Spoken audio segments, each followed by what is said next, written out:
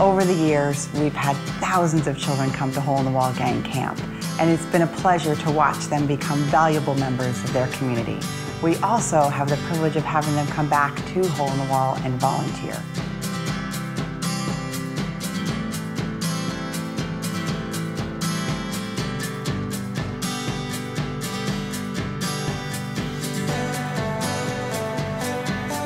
I remember so clearly driving up the path and everyone screaming, welcoming us. All of us were completely overwhelmed by the welcome that we received from these crazy people. I remember when I first arrived, meeting my cabin counselor.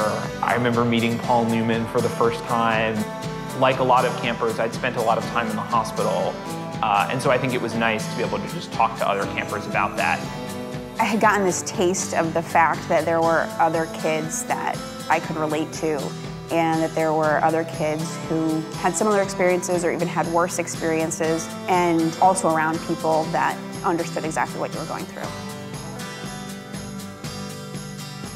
When you're a camper, the kind of older you get, the more you start to realize what's actually going around you. And so I think by the time it was time to transition from being a camper to a counselor, it actually felt incredibly natural.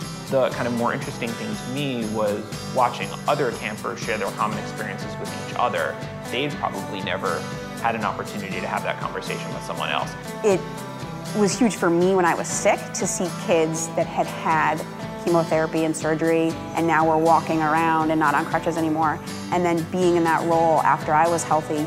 You give someone a couple-year view into the future to see what things are going to be like at a time when the future is very uncertain. Suddenly getting the chance to, kind of be part of it, create that experience for other people, that's something that's really special. It was so interesting to be able to see the medical side of camp that you're really shielded from as a camper. They do so much to keep a kid at camp. My illness then became this really great tool that I could use. Just the mere fact of telling someone, well, I had that exact same cancer, I had that exact same surgery, I had that exact same chemotherapy, and now I'm fine. I am now a general internal medicine physician at Brigham and Women's Hospital in Boston.